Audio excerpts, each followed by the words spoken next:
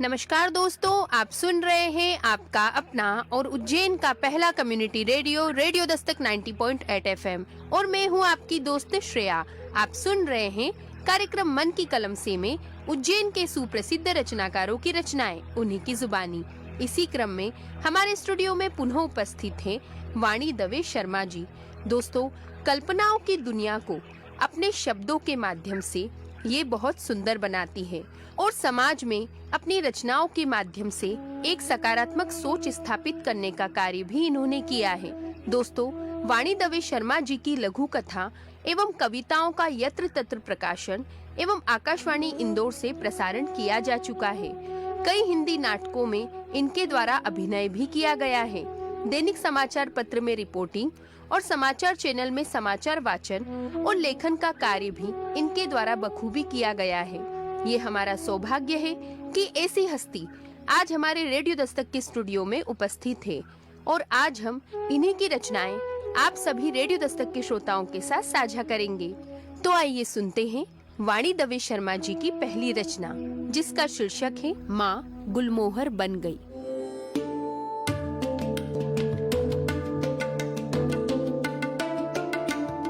Radio Dastak 90.8 FM के श्रोताओं को वाणी दवे शर्मा का नमस्कार। मेरी अगली लघु कथा का शीर्षक है माँ गुलमोहर बन गई। राम नाम सत्य है, राम नाम सत्य है का उच्चारण करते कुछ लोग एक मृतदेह को कांधे पर उठाने ही वाले थे कि एक 7 वर्षीय बालक दूर से उस शैया को निहार रहा था। शैया चूंकि मृत स्त्री की थी, इसलिए पूर्ण श्रृंगार से सजी मृतदेह भी सुंदर लग रही थी। रोते बिलखते कुछ लोगों के बीच वह बच्चा उस देह के पास आया और अपनी आंखें उसने मृत आत्मा पर ऐसे टिकाई कि कुछ देर वह स्तब्ध हो वहीं खड़ा रहा। वक्त गर्मियों का था, इसलिए देह को गुलमोहर के फूलों से इस तरह सजाया गया कि बच्चा पास खड़े अपने पिता से पूछ बैठा, बाबा क्या माँ गुलमोहर बन गई?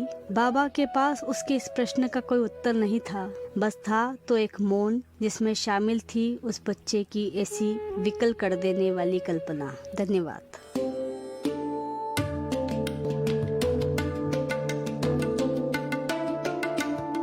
आप सुन रहे हैं आपका अपना और उज्जैन का पहला community radio radio Dastak 90.8 FM. ये है आपका अपना कार्यक्रम मन की कलम से, जिसमें आप सुन रहे हैं वाणी दवे शर्मा जी की अद्भुत रचनाएं। दोस्तों, माँ गुलमोहर बन गई। इस रचना में बड़ी ही सुंदरता के साथ उस नन्हे छोटे से बालक के भोलेपन के भावों का स्पष्ट वर्णन किया गया है। दोस्तों, उस छोटे से नन्हे बालक का वो भोलापन जो परिस्थिति को समझने में असमर्थ था और उसका मासूमियत भरा वो सवाल उस पिता के मन को उलझन में डालता हुआ।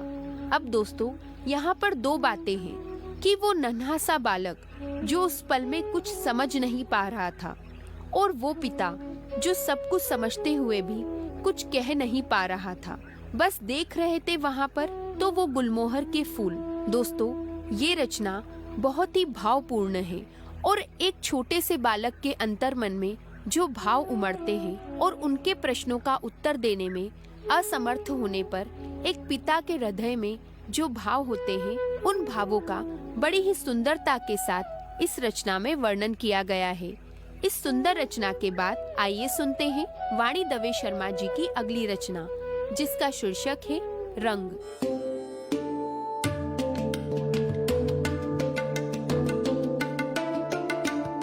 रेडियो दस्तक 90.8 एफएम के श्रोताओं को वाणी दवे शर्मा का नमस्कार। मेरी अगली लघु कथा का शीर्षक है रंग। अपनी परिस्थितियों से जूझते हुए आखिरकार सरला ने एक शासकीय विद्यालय में शिक्षिका बनकर अपने दोनों बच्चों की जिम्मेदारी उठाना शुरू कर दी।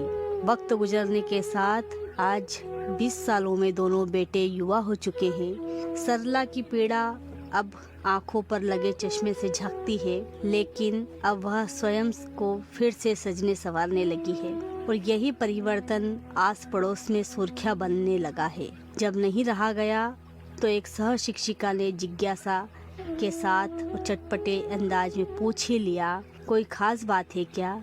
हर दिन कुछ बदली बदली सी दिखाई देती हो। एक स्वाभिमानी और निर्भीक मुस्कान के साथ सरला ने केवल इतना ही कहा, पहले समाज के लिए रंग छोड़े थे, आज बेटों ने मुझे फिर से रंग दिया। वैसे भी जिस माँ के 2 जवान बेटे हो वह माँ विधवा हो ही नहीं सकती। धन्यवाद।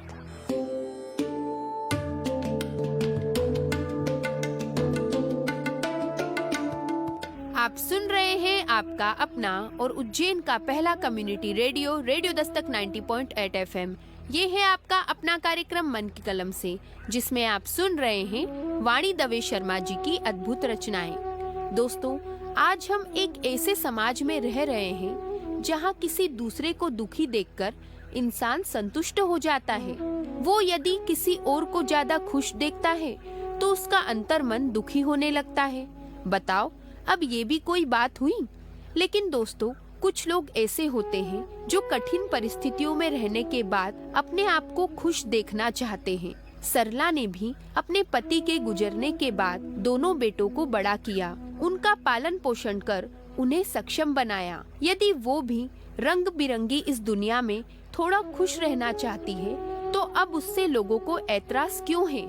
हमें सरला और सरला जैसी अन्य स्त्रियों के दिल के भावों को समझना चाहिए और उनके जीवन में खुशियों के रंगों को भरना चाहिए। दोस्तों, इस रचना में बड़ी ही सुंदरता के साथ इस तथ्य का वर्णन किया गया है। इस सुंदर रचना के बाद आइए सुनते हैं वाणी दवे शर्मा जी की अगली रचना, जिसका शीर्षक है अपने अपने हिमालय।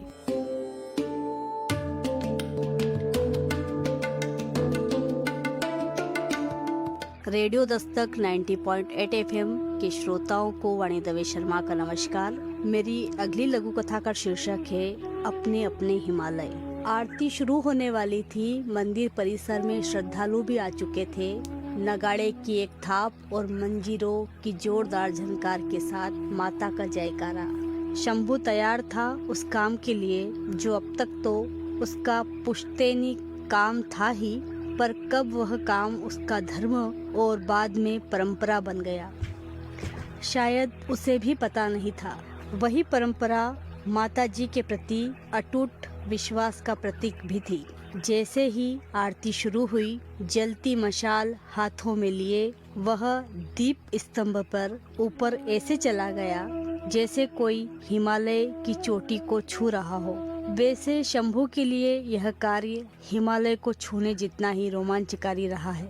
अक्सर बातों बातों में बताया करता था कि कैसे उसके बाबा भी हाथों में मशाल लिए चढ़ जाते थे और वह दूर खड़ा होकर खुशी में ताली बजाकर नाचता था। शंभू आगे बताता है कि उसे लगता था कि बाबा सबसे ऊंचे द्वीप पर पहुंचकर वहां से पूरी दुनिया देख सकते हैं, पर ऐसा होता थोड़े ही है।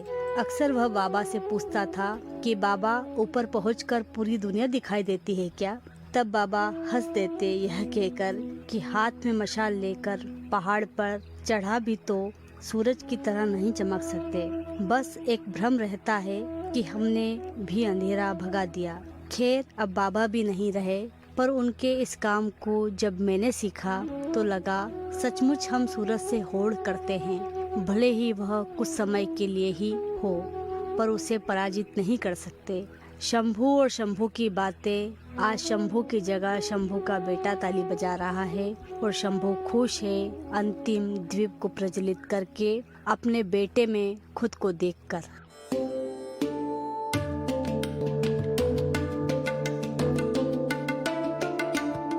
आप सुन रहे हैं आपका अपना और उज्जैन का पहला community radio radio Dastak 90.8 FM।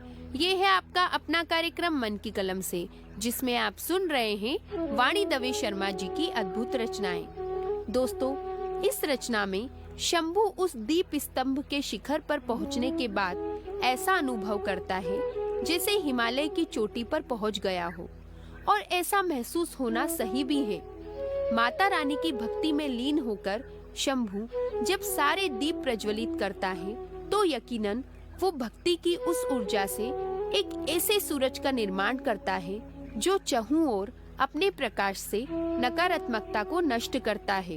पर दोस्तों, आकाश में निकलने वाले उस सूरज की होड़ तो कोई नहीं कर सकता, लेकिन अपने मन की सकारात्मकता से ऊर्जा का दीप प्रज्वलित हो तो बड़े से बड़े अंधकार को खत्म किया जा सकता है। और इस रचना में बड़ी ही सुंदरता के साथ सकारात्मकता के भावों का वर्णन किया गया है।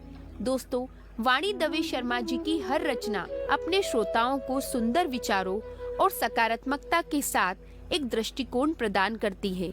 इस सुंदर रचना के लिए वाणी दवे शर्मा जी का बहुत बहुत धन्यवाद कि आज आपने अपनी इन बहुमूल्य रचनाओं को हमारे रेडियो दस्तक के श्रोताओं के साथ साझा किया। एक बार पुनः आपका धन्यवाद। तो दोस्तों, आज मन की कलम से के एपिसोड में आपने सुना वाणी दवे शर्मा जी की अद्भुत रचनाओं को। अगले एपिसोड में हम पुनः मिलेंगे कई नई रचनाओं के साथ। दोस्तों, यदि आपके मन में भी है कार्यक्रम को लेकर कोई प्रश्न या विचार, तो आप हमें संपर्क कर सकते हैं हमारे रेडियो दस्तक के व्हाट्सएप नंबर 9406894068 पर। और साथ ही आप हमसे जुड़ सकते हैं हमारे social media account Facebook, Twitter, YouTube, Instagram, WhatsApp और शेयर चैट पर भी, जहां पर आपको मिलेंगी कार्यक्रम से जुड़ी सभी जानकारियां। तो दोस्तों, अब वक्त हो चला है आपसे विदा लेने का। अगले एपिसोड में हम पुनः मिलेंगे कई नई रचनाओं के साथ। तब तक के लिए दीजिए अपनी दोस्त श्रेया को जाने की इजाजत। पर आप कहीं मत जाइए, सुनते रहिए आपका अपना रेडियो दस्तक 90.8 FM। सुनेगा उज्जैन, बढ़ेगा उज्जैन।